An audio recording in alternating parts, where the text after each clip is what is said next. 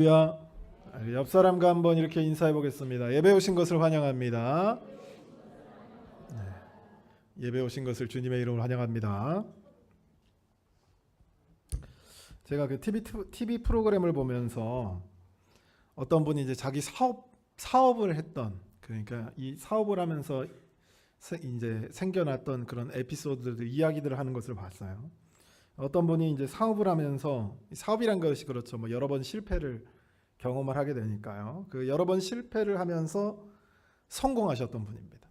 근데 그분이 이제 그 이야기를 이렇게 쭉 하면서 잊을 수 없는, 자신의 이 사업 스토리 중에서 잊을 수 없는 실패가 있었다라는 얘기를 하더라고요.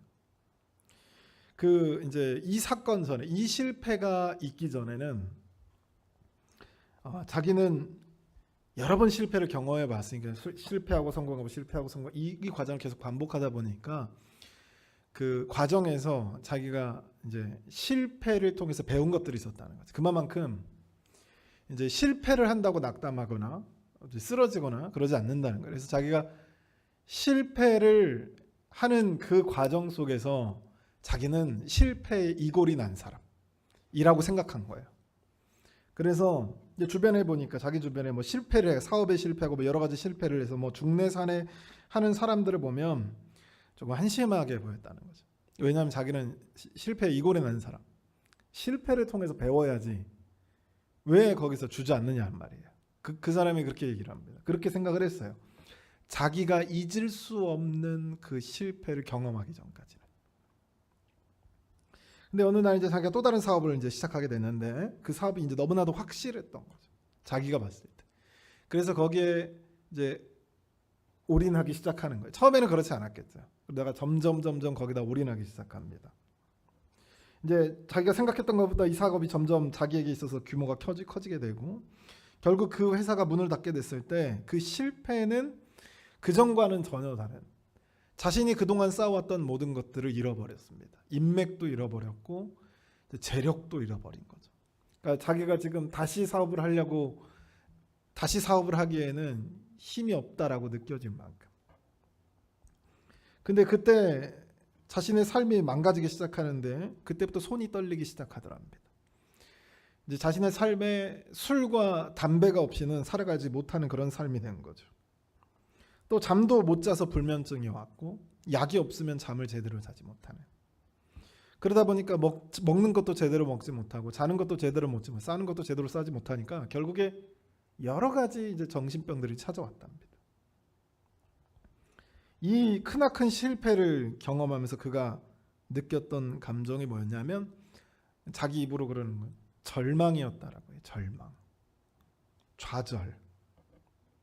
그래서 자기가 이 경험을 하기 전까지는 사람들이 실패 때문에 뭐 자살하는 사람들이, 뭐 자신의 모든 걸 포기하는 이 사람들이 실패 때문에 그렇게 되는 줄 알았는데, 그게 아니라, 실패가 문제가 아니라 그 실패로 인해서 찾아오는 절망 때문이었다는 걸 경험한 거죠. 그 절망이라는 감정이 휩싸이니까 자기도 그렇게 생각했더랍니다. 그렇게 숱한 실패를 경험하고 실패를 통해서 배워야지 이렇게 생각했던 그 사람도 그 큰 실패를, 이제는 다시 일어설 수 없겠구나 라고 하는 그 실패를 경험하니까, 그 실패로 인해서 절망이 찾아오니까 내 삶을 여기서 끝내야 되겠다라는 생각을 했다는 거죠.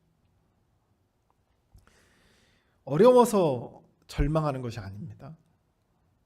힘들어서 절망하는 것이 아니에요. 여러분의 자녀들이, 여러분의 배우자가, 여러분의 가족들, 여러분의 친인척이나 여러분의 관계하는 모든 사람들이 힘들어서 절망하는 것이 아니라 앞이 보이지 않아서 절망하는 겁니다. 미래가 보이지 않을 때 우리는 절망하죠. 가능성, 즉 희망이 보이지 않을 때 우리는 절망에 빠져듭니다. 그래서 사람을 죽어가게 만드는 것은 절망이다라고 하는 겁니다. 근데 그 반대로 사람을 살아가게 만드는 것이 뭐냐면 희망이다라고 하는 겁니다. 그래서 사람들은 지금 당장 힘들더라도 미래에 이루어질 것 같은 무언가가 있다면, 내게 미래가 있고 앞날이 있다면 지금 힘들어도 견딜 수 있는 거죠. 그 희망을 바라보면서. 근데 여기서 문제가 뭐냐면 어떤 사람들은 돈의 희망을 겁니다. 재물의 희망을 걸어요. 어떤 사람들은 가족에게 희망을 겁니다. 어떤 사람들은 지위와 명예에 자신의 소망과 희망을 걸어요. 자신의 미래를 거죠. 어떤 사람들은 인맥, 사람에게 자신의 희망을 둡니다. 그러나 이런 다른 곳에 희망을 두는 사람들과는 다르게 우리 그리스도인들은 말씀에도 나와 있다시피 우리의 희망이 어디에 있다라고 얘기하죠? 우리의 희망이 예수께 있다라고 하는 거죠. 할렐루야.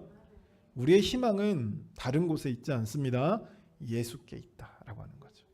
우리가 다른 것을 만약에 물질의 희망을 걸다가 물질이 사라지면 절망이 찾아오겠죠. 우리가 사람에게 희망을 품다가 그 사람이 배신하면 절망이 찾아옵니다. 그러나 우리를 버리지 않는, 우리를 위해서 십자가까지 지셨던 예수 그리스도라면 우리가 절망에 빠질 일은 없다라고 하는 거죠. 할렐루야. 실제 우리 인생에서 잘 생각해보세요. 우리가 좌절하고 절망한 게 예수 때문입니까? 다른 것 때문이잖아요. 오늘 본문에 보면 이걸 너무나도 잘 보여주는데 수많은 병자들이 지금 이 오늘 본문의 스토리가 어떻게 되냐면 상황이 어떠냐면 베데스다라고 하는 못에 지금 수많은 병자들이 모여 있는 거예요. 참 재미있죠? 못에 지금 병자들이 모여 있는 겁니다. 여러분 요한복음은 사람들이 어디에 모여 있는지가 중요해요. 그래서 이제 5장이죠. 오늘 본문이 6장에 가보면 6장에는 상황이 유월절이에요. 명절입니다. 그러면 이스라엘 백성들은 전부 다 원래 예루살렘으로 가요. 뭐 하려고? 제사 드리려고. 근데 이 명절날 백성들이 누구 앞에 있냐면 갈릴리에 있는 예수 앞에 모여 있습니다. 이게 요한복음이 계속 사람들이 어디에 모여 있느냐가 되게 중요한 거예요. 근데 지금 이 사람들이 어디 모여 있냐면 병자들이 어디 모여 있냐면 베데스다 못이라는 곳에 모여 있습니다. 이 베데스다라고 하는 것은 이제 그리스어인데 원래는 아람어예요. 아람어인데 이제 그 헬라어로 발음을 한 거죠. 그래 베데스다라고 하는 은혜의 집입니다. 이름도 참 재밌죠. 은혜의 집입니다.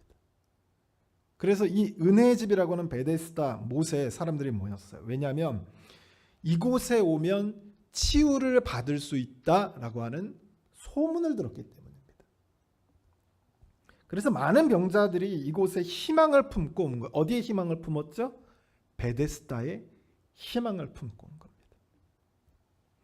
이제 예수님도 그 자리에 있었던 거예요. 제가 보니까 38년 된 병자가 있었던 거예요. 그 병자가 오랫동안 이제 오랜 병을 가지고 있었던 걸 예수님께서 보셨던 거죠. 그 사람이 뭘 잘했거나 뭐 믿음이 있었거나 뭐 그래서 예수님께서 그를 찾아간 게 아니에요.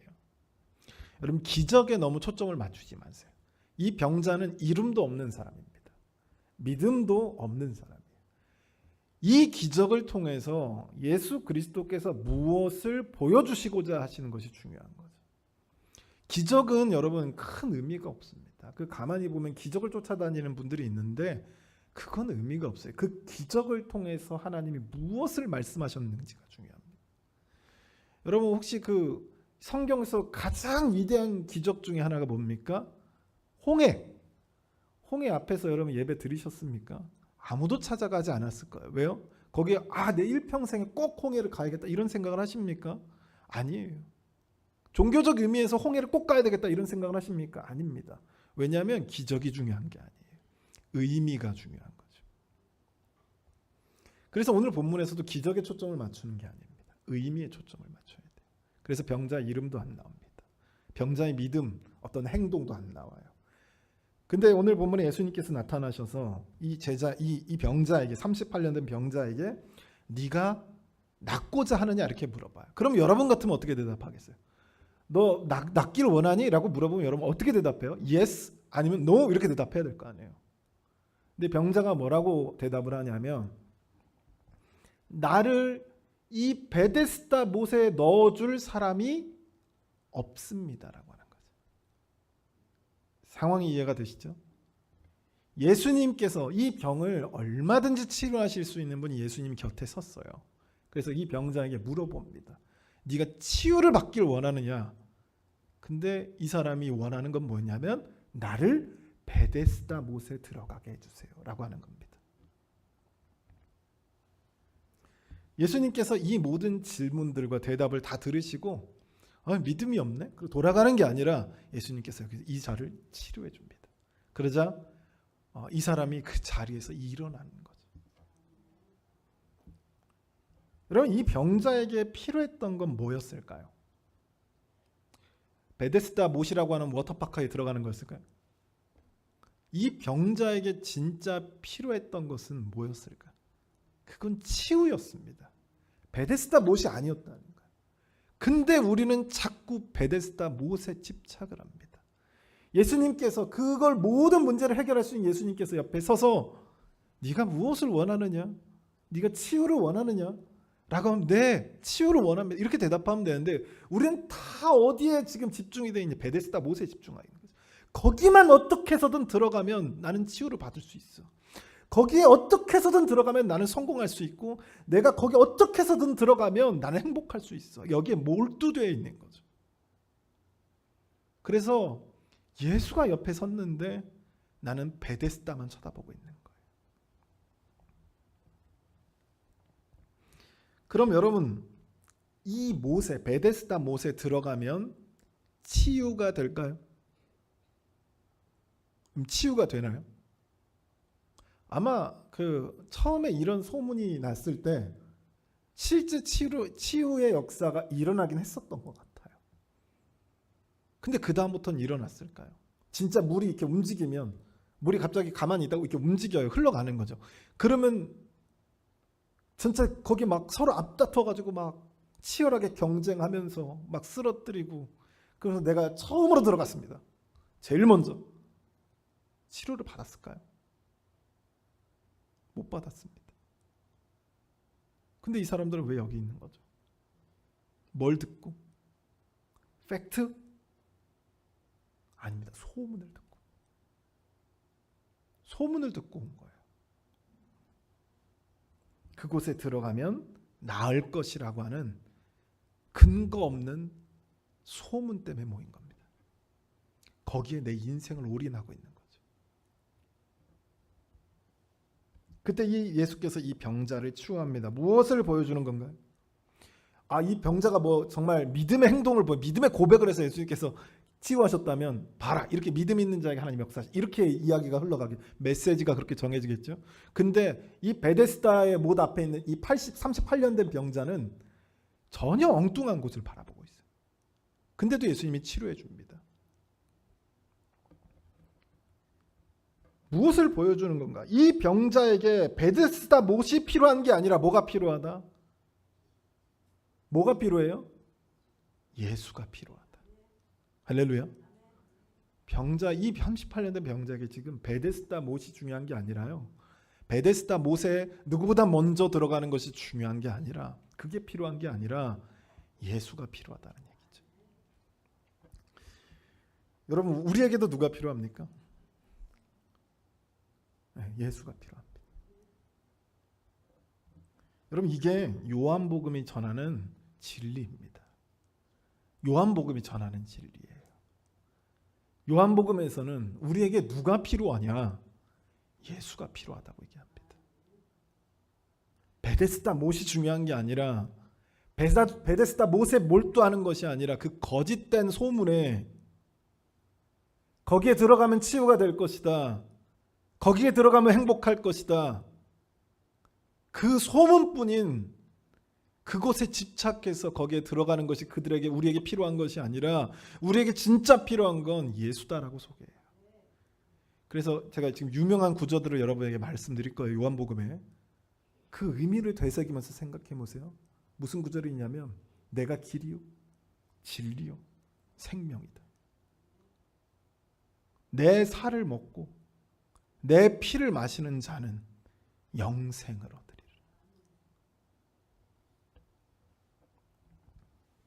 당시 시대에 요한복음이 기록됐던 시기에 그리스도인들도 마찬가지였어요. 예수 이외에 다른 것에 희망을 찾던, 예수 이외에 세상의 다른 것을 바라보면서 베데스다에서 소망을 찾던 그 성도들에게 요한복음의 저자가 말하는 겁니다. 예수가 길이다. 예수가 생명이다. 그분이 우리의 소망이고 희망이다. 다른 것은 없다.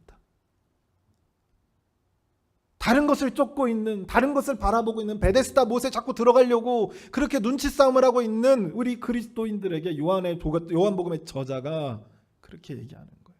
예수 밖에는 없다.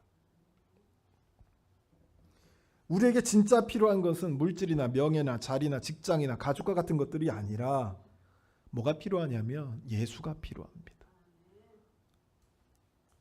그런 모든 것들을 가지고도 예수가 없다면 우리의 삶은 무너질 수밖에 없죠. 행복할 수 없습니다. 그 베데스다 몸만 바라보는 삶이 얼마나 비참하고 얼마나 괴로운지를 아시는 예수께서 그 오랫동안 그곳을 바라보고 있는 우리에게 이렇게 말하는 거죠. 내 살을 먹어라. 내 피를 마셔라. 내가 길이다. 내가 생명이다. 그렇게 핏대 세우며 외치는 목소리가 들려야 합니다. 할렐루야. 너에게 진정으로 필요한 것은 바로 나다. 제발 다른 것을 보지 말아라. 그것은 널 치유해 줄 수도 없고 너를 만족시켜 줄 수도 없고 그것이 너의 미래가 될 수도, 그것이 너의 소망이 될 수도 없다. 너의 유일한 희망은 바로 나다. 이것이 예수 그리스도가 우리에게 말씀하고 싶으셨던 것이죠. 제가 최근에 요즘에 큐티 모임을 하고 있어가지고 이제 큐티를 하려고 이제 큐티 책을 펴고 유튜브로 이제 기도 음악을 틀었어요. 근데 평상시에는 기도 음악 틀고 큐티를 바로 하니까 전혀 그런 걸 못 느꼈는데 유튜브 옆에 보면은 댓글창이 있습니다. 이제 그 유튜브를 이제 기도 음악을 딱 틀자마자 옆에 댓글창들이 있는데 평상시에는 그 댓글창이 있는지도 몰랐는데 딱 평소와 똑같이 그걸 딱 켜고 있는데 눈에 들어온 하나의 댓글이 있었습니다. 바로 틀자마자 그 댓글이 어떤 거였냐면 그 사람이 이제 댓글을 이렇게 달았어요. 하나님 살고 싶지 않아요. 자살할 용기는 없고 하나님께서 내가 잠에 들면 저를 데려가 주세요. 아니면 그렇게 하시지 않겠다면 내일을 기대할 수 있게 해주세요. 이렇게 써놓은 거죠. 우리의 삶이 쉽다는 얘기를 하고자 하는 건 아닙니다. 우리가 예수가 필요하다라고 했을 때 우리의 삶이 녹록하지 않죠. 몸이 힘이 들죠. 때론 세상의 모든 것들에 치여서 다 포기하고 싶을 때도 있습니다. 그래서 하나님께 지칩니다. 힘듭니다. 이렇게 고백하기도 하죠. 그러나 우리에게 중요한 건 뭐냐면 우리는 잠깐 쓰러지더라도 다시 어떻게 하죠? 일어날 수 있는 힘이 있다는 거죠. 왜냐하면 우리에게 희망이 누구니까? 예수 그리스도니까. 세상의 사람들은 세상적인 것, 세속적인 것이라고 하죠. 저 베데스다 못을 바라보면서 먼저 들어가는 사람, 거기에 먼저 들어가는 사람이 있을 거 아니에요. 내가 2등이 됐든 3등이 됐든 상관없습니다. 1등이 중요한 거잖아요. 먼저 들어가는 사람이 있습니다. 그 사람들의 그림자를 보면서, 그 사람의 등을 보면서 절망하는 그 모습들, 세상의 것에 희망을 걸면 그렇게 절망할 수밖에 없다. 하지만 우리 그리스도인들은 아닙니다. 베데스다가 우리의 희망이 아니라, 세상에 썩어 없어질 것들이 우리의 희망이 아니라 누가 우리의 희망이 되었기 때문이냐면 예수 그리스도가 우리의 희망이 되었기 때문입니다. 할렐루야. 예수 안에서 희망을 본 사람들, 예수 안에서 소망을 본 사람들, 그 사람들이 바로 우리들입니다.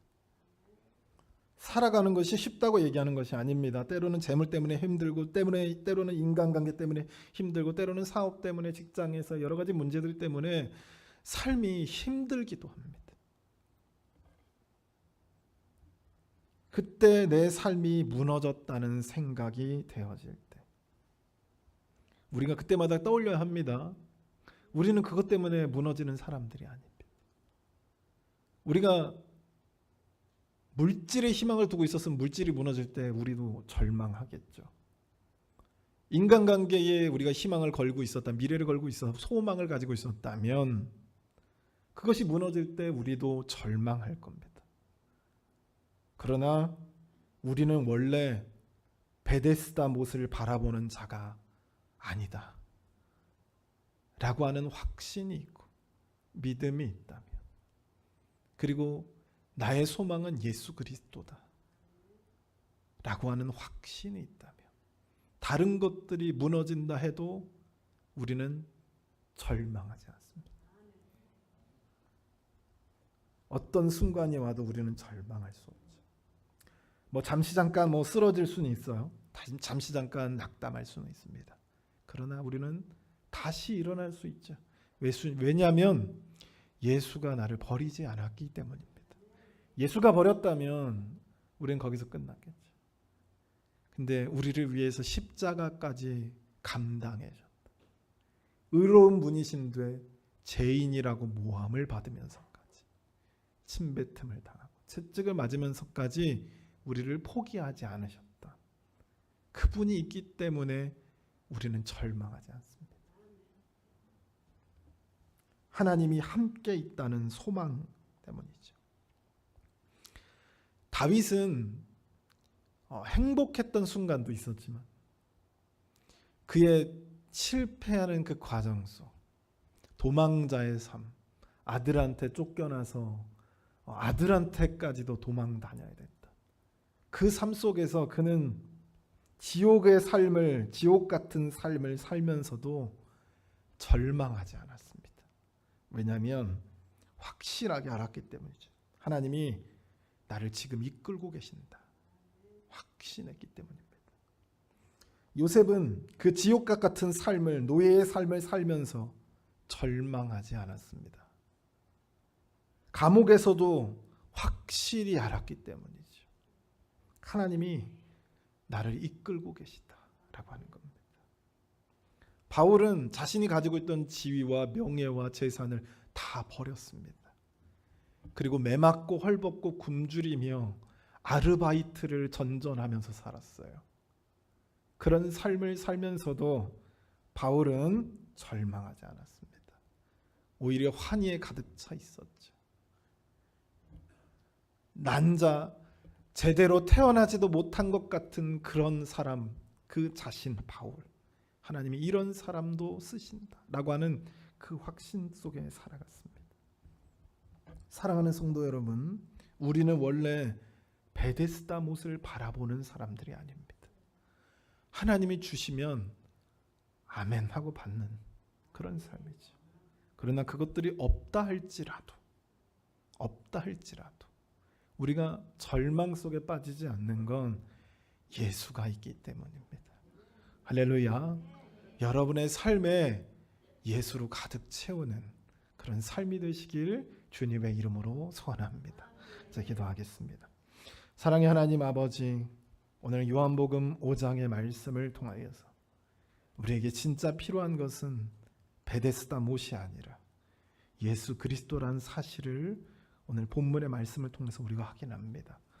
우리의 삶에서 다른 것을 바라보고 다른 것에 집중하는 것이 아니라 우리의 삶의 소망, 예수 그리스도로 채울 수 있는 그러한 놀라운 삶으로 함께하여 주시옵소서. 이 모든 말씀 우리와 함께하여 주실 줄 믿고 예수 그리스도의 이름으로 받들어 기도드리옵나이다. 아멘.